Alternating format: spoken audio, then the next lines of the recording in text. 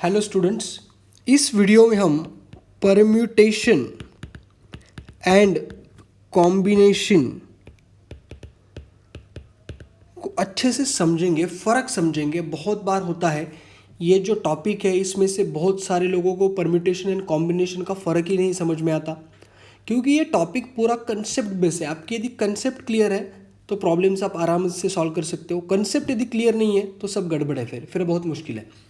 ठीक है, तो इस चैप्टर का हमारा एम है परम्यूटेशन एंड कॉम्बिनेशन को एकदम अच्छे से क्लियर करना, कंसेप्ट एकदम क्लियर करना। इसके एक बार डिफरेंस समझ में आ गया, फॉर्मूले का मकसद समझ में आ गया, उसके बाद हम परम्यूटेशन एंड कॉम्बिनेशन को अलग अलग पढ़ सकते हैं। ठीक है, स्टार्ट करता हूँ मैं। डेफिनेशन देता ही नहीं, फॉर्मूला देता ही नहीं, पहले आपको एक असाइनमेंट देता हूँ मैं, छोटा सा वर्क देता हूँ। मेरे पास 3 नंबर है, 3 डिजिट है, 1, 2 एंड 3। अब मुझे पूछा गया कि आप कितने वे से इन तीनों को अरेंज कर सकते हो। क्या शब्द यूज़ किया मैंने? अरेंज।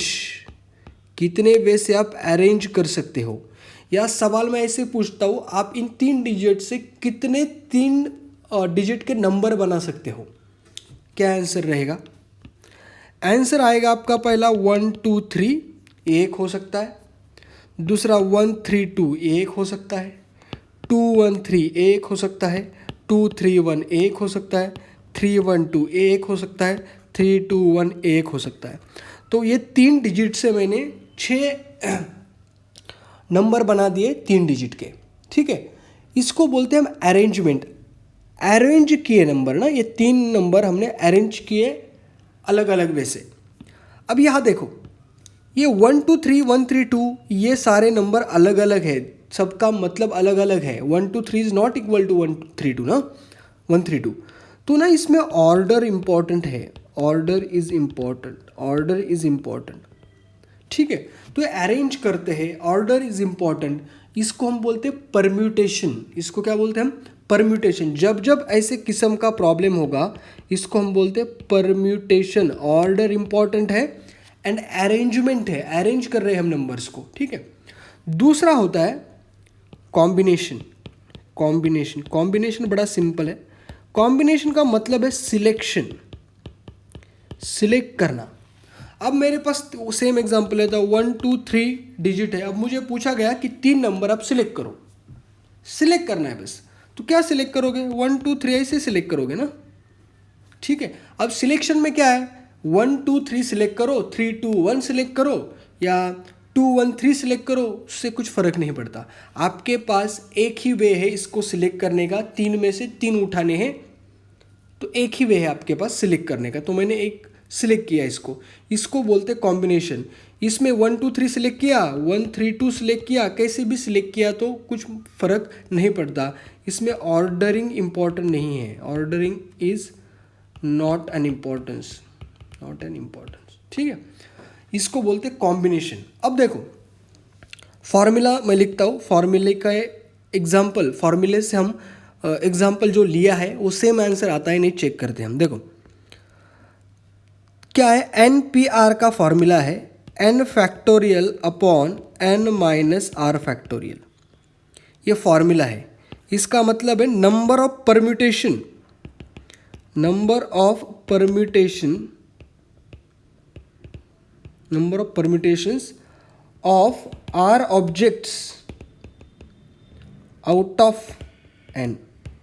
यानी कितने वे से आप r ऑब्जेक्ट n ऑब्जेक्ट में से अरेंज कर सकते हो। जैसे यहाँ 3 ऑब्जेक्ट में से तीनों के तीनों लिए, तो हमें आंसर आ गया कि 6 वे। तो आंसर कैलकुलेट करके देखते हैं हम। देखो 3p3, क्या आंसर आ गया था हमारा? 3p3 का क्या आएगा by formula? 3 factorial upon 3 minus 3 factorial. अब 3 फैक्टोरियल क्या रहता है? 3 इंटू 2 इंटू 1 एंड 3 माइनस 3 यानी 0 फैक्टोरियल। 0 फैक्टोरियल की वैल्यू होती है 1, तो ये आ गया 6। तो ये हमने मैन्युअली किया, ये फॉर्मूले से किया, आंसर सेम आ गया। तो देखो फॉर्मूले का यूज़ क्या होता है, ये हमेशा ना, ये ऐसी चीज़ें हम हमेशा कर नहीं सकते या टाइम कंज्यूमिंग है, तो इसलिए हम सीधा फार्मूला यूज़ करके number of possible arrangement check करते हैं बाय यूजिंग फार्मूला।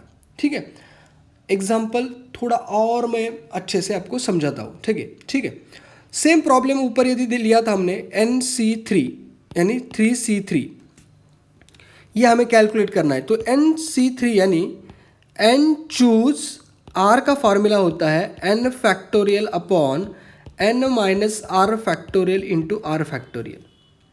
इसका मतलब है number of selection of r objects out of n, यानी n ऑब्जेक्ट में से यदि हमें r सिलेक्ट करने हैं तो कितने पॉसिबल वे है, ये देगा ये फॉर्मूला।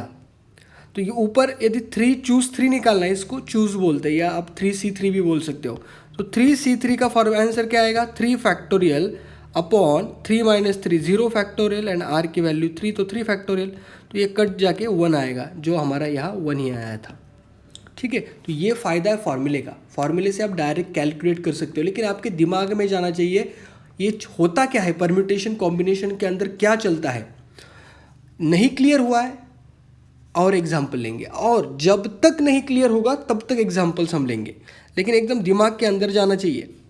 दिमाग के अंदर सब भूलना चाहिए, लेकिन परम्यूटेशन कॉम्बिनेशन कोई ना भूल पाएगा। देखो, अब मैं अगेन 3 डिजिट लेता हूँ, 1 2 3। अब मुझे पूछा गया है कि ऐसे कितने पॉसिबल अरेंजमेंट है यदि आप 2 ऑब्जेक्ट ले रहे हो, यानी 2 डिजिट लेके, कोई भी 2 डिजिट लेके आप कितने पॉसिबल अरेंजमेंट कर सकते हो। कोई भी 2 डिजिट लो, एज्यूम को किया मैंने 1 2 लिया, तो इसका एक अरेंजमेंट 1 2, इसमें 2 1, 1 एंड 3 लिया तो 1 3 3 1, अभी बचा 2 3 एंड 3 2। इसके अलावा मुझे कोई लग नहीं रहा अभी कोई अरेंजमेंट बचा है। तो यदि आपने 3 में से 2 ऑब्जेक्ट उठाए, तो number of arrangement of these 2 object out of 3 is given by this formula, यानी 3p2। अब 3p2 क्या होता है, 3p2 क्या होता है, देखो npr का फॉर्मूला है n factorial upon n minus R factorial. तो 3p2 का मतलब क्या है, 3 factorial upon 3 minus 2 factorial. 3 factorial कितना, 6, and 3 minus 2 is 1, 1 factorial is 1, तो ये आता है 6 आंसर। 1 2 3 4 5 6 मैच हो रहा है, यही मतलब है। अब यहाँ एक बात मैं मेंशन करना चाह रहा हूँ, यहाँ ना रिपीटेशन अलाउड नहीं है।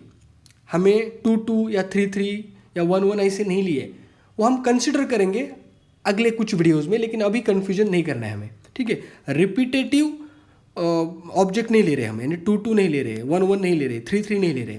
ठीक है, तो उसको हम कुछ अगले वीडियोज़ में कंसिडर करेंगे, लेकिन ये कंसेप्ट अभी समझ लो। अभी मुझे कोई पूछता है कि ये 1 2 3 आपके पास डिजिट है या ऑब्जेक्ट है, आप 2 चूज़ करने के, इनमें से 2 सिलेक्ट करने के कितने तरीके हैं। देखो, मैंने 1 2 सिलेक्ट किया, अब 1 2 सिलेक्ट किया या 2 1 सिलेक्ट किया, एक ही बात है। 2 3 सिलेक्ट कर सकते हो, 1 3 सिलेक्ट कर सकते हो, इसके अलावा कोई तरीका नहीं है। यही है हमारा कॉम्बिनेशन।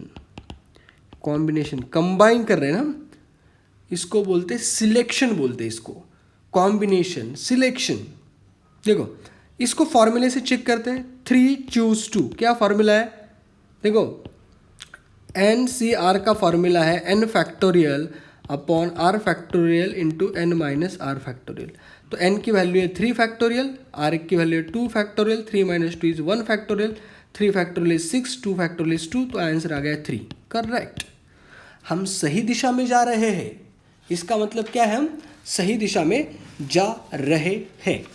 तो ये सिंपल है। तो मैं ना अभी इसको आई थिंक मुझे ऐसा लग रहा है कि आपको परम्यूटेशन एंड कॉम्बिनेशन का जो फंडामेंटल डिफरेंस है वो समझ में आया होगा। मैं इसको अभी समराइज करना चाहता हूँ। देखो, what is permutation, permutation and last है कॉम्बिनेशन। देखो, ये है अरेंजमेंट, ये है सिलेक्शन। ऑर्डर इंपॉर्टेंट है, ऑर्डर का कोई लेना देना नहीं। ठीक है, इसका फॉर्मूला है NPR is equal to n factorial upon n minus R factorial.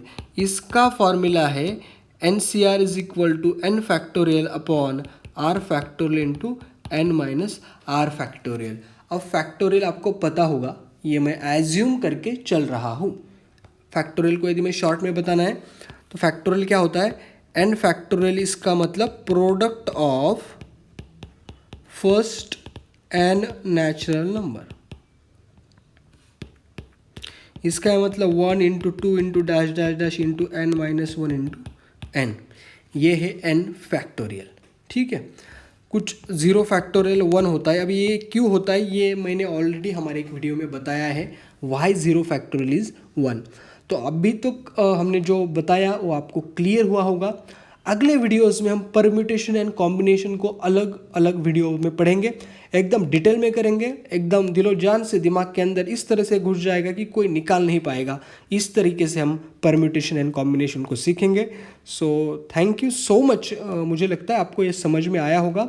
आपको लगता है तो आप सब्सक्राइब कर सकते हो। यदि आपको अच्छा लगता है कंटेंट, लाइक करो, शेयर करो। Thank you so much.